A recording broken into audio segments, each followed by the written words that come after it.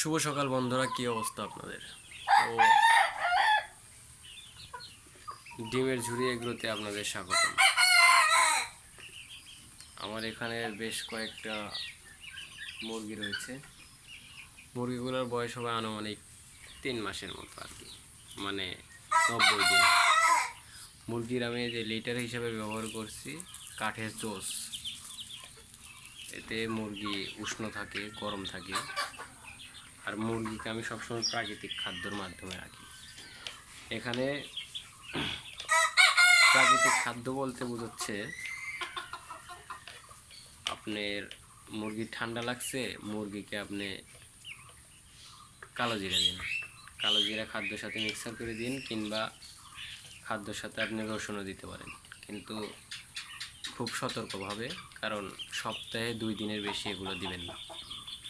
আবার হয়তোবা অতিরিক্ত ঠান্ডা লাগছে, সেই জন্য আপনারা ওষুধের সাহায্য নিতে পারেন, কারণ সবসময় প্রাকৃতিক জিনিস দিয়ে কাজ নাও হইতে পারে।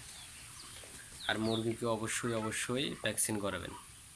ভ্যাকসিনের ডোজ তো আপনাদের যদি জানা না থাকে, তাহলে আমি আমার ইউটিউব চ্যানেলে নতুন করে একটা ভিডিও দেবো, ওই জায়গায় দেখে নেবেন।